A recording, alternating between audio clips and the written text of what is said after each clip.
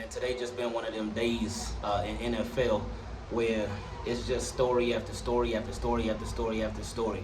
Let's start with the small story first. Malcolm Butler, he got released from the Patriots with an injury designation. Denzel Mims, he wants to be released from the Jets. He has to be either traded or released.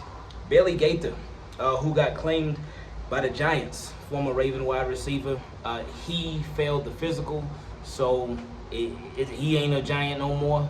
Aaron Donald decided he wanted to take 2 helmets and just start swinging them at Bengals players, so we'll see what happens if he gets reprimanded for that, anything like that. And then that whole mess with Matt Araiza and 2 or 3 other gentlemen, I hope, yeah, that. But anyway, Chuck Clark. Chuck Clark, he spoke to the media. He had a presser for the very first time since they signed Marcus Williams and since they drafted Kyle Hamilton. And I appreciated the presser because I appreciated Chuck Clark. I appreciate his straightforwardness, how upfront he was, how honest he was about how he felt. Because a lot of us have been there before. Because a lot of times with NFL players, to really understand where they're coming from, I try to put myself in their shoes and I try to think of something that I can relate to where it's like, okay, I get it. Say for instance, you were working at a job. You were working there for like maybe 4 or 5 years. And you had started off from the bottom and then you worked your way up. And you've been doing a pretty good job overall at your job. But then all of a sudden, the company that you work for, they hire somebody who is in the same position as you, but they pay them a whole lot more money, And then on top of that, within the same time frame, they bring in an intern. They bring in a paid intern who also works at the same position that you work at. That would have you looking around like, hold up, man, do I need to start looking for other work? Am I about to get fired? What's going on? Are they going to lay me off? What's happening? And I know a lot of us have all been there before when companies, they do that. And it can be frustrating. It can be very frustrating. It can feel like a slap in the face. It can make you feel a little self-conscious, like, man, is there something that I need to do better? Do I need to step it up? And so I'm sure Chuck Clark, he might have been going through all of those things. And it can make you feel angry, too. It can make you feel very angry. And with Chuck Clark, that's why I really appreciate it, because we had heard the rumors that Chuck Clark requested a trade, that he wanted to be out, that he wasn't happy. And I believe those rumors. I mean, it came straight from Jeff Zrebiec. You know, Jeff Zrebiec, he don't just put out anything. So shout out to Jeff Zrebiec, by the way. But Chuck Clark confirmed it. He was like, yeah, I asked him because I wanted to be out. So he said he confirmed that he did ask to be traded. But he said when he found out that he wasn't going to be traded, when the Ravens said, no, you ain't going nowhere, my friend. He was like, okay. And he showed up to work. And I'll never forget that, because I remember when we first heard the rumors, it was before OTAs and before minicamp. It was before the Ravens had a report. So there was a lot of wondering by a lot of people, including myself, was just wondering, is Chuck Clark going to show up? He wants to be traded. He requested to be traded, but is he going to show up? And he showed up. He showed up every single day. He did not skip a thing. He didn't skip anything. And he was there. He was present. And it was like, wow, okay.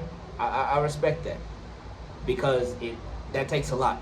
Because there are people who work regular jobs where if their company was to hire somebody and then bring in a paid intern, they'll be like, they will start using a lot of sick days.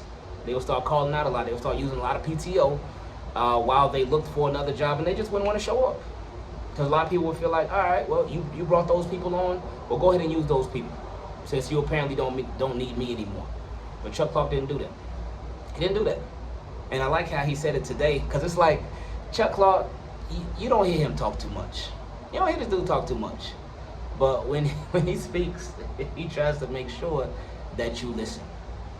And he had a message for Kyle Hamilton, Marcus Williams. I think more so Kyle Hamilton, because Marcus Williams, he's going to be a starter. They ain't taking Marcus Williams off the field, not for no $70 million. They ain't taking that dude off the field. So he will be out there as a starter. So I think the message was more so catered to Kyle Hamilton. But he said that I'm not just going to let him take my starting spot. I ain't just going to let him take it. He's going to have to take it from me. So I appreciated that a lot. Because it wasn't, Chuck Clark could have just been like, yeah, I don't care, whatever. And he could have done so many different things. He could have handled this so many different ways. But he didn't. He didn't. He handled it like a very mature man. And even for people that are mature, being in a situation like this, that can be so tough. That can be so tough. And it can be just so frustrating. I've been there before. I have definitely been there before. And it is one of the most frustrating things in the world. And it can completely kill your energy. It can kill your vibe. Speaking from experience, it'll make you not want to show up to work no more. It'll make you, even when you are at work, you'll be in this funk. You'll be in the funk. People can see it on your face. They can hear it when you speak. They can see your attitude. They can see that it's just something that's off. And they know what it is because they're aware of the situation. But, oh, man, just like thinking about that, it's like a little bit frustrating to just think back when that happened to me before. So, yeah, I know what Chuck Clark was going through, just on a much lower level, because we wasn't talking about millions of dollars and all of that stuff. But anyway, for him to handle it the way that he did, I respect that a lot, because he didn't hold out. He didn't do nothing petty like on social media, anything like that, and he could have, but he didn't. He didn't. I think he put out like a verse from a J. Cole song months ago, but it wasn't nothing crazy. But yeah, he could have handled it so many different ways, in so many ugly ways, but he didn't. And I guess this has sort of been the off season of Ravens players who have requested to be traded, them not handling it in ugly ways. Because we know Hollywood Brown, he also requested to be traded, and that request was honored. And you know what? Shout out to the people, because I know a lot of people saw this coming. When the Ravens drafted Rashad Bateman. I know we had some questions from subscribers on it, and then some conversations with some people who mentioned it. They were like, oh, the Ravens drafted Rashad Bateman, they're going to get rid of Hollywood. They're not going to pay Hollywood. And boom. All of y'all that said that end up being spot on. But anyway, that's beside the point. It never got ugly with Hollywood and the Ravens. Oh, okay.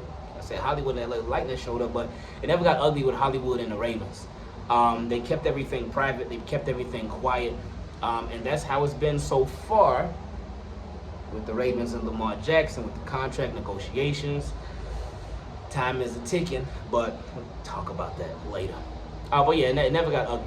So that's a beautiful thing when you can have conversations with somebody and y'all may see things differently. You may want to do one thing and they may want to do something else, and y'all are not agreeing at the moment, but it's always a beautiful thing when it doesn't have to get ugly. And that's the same thing on here. When we talk, we give our takes on stuff. Sometimes a lot of y'all agree, sometimes a lot of y'all disagree. And that's fine. That's fine. But it's respect at the end of the day. I was just talking to one of my guys. I was talking to him, and we were talking about the Nick Boyle thing. The Nick Boyle, about the video that we did earlier where somebody asked if the Ravens were shopping Nick Boyle. And he talked about how Ravens, they would not make a strength a weakness. They wouldn't make a strength a weakness. And I was thinking, okay, but what about what they did at receiver? What about since they lost Sammy Watkins and they traded Hollywood Brown, they cut Miles Boykin. Now, while each of those receivers, they each had their issues, but Ravens still lost a lot of depth at the position. They still lost a lot at the receiver position.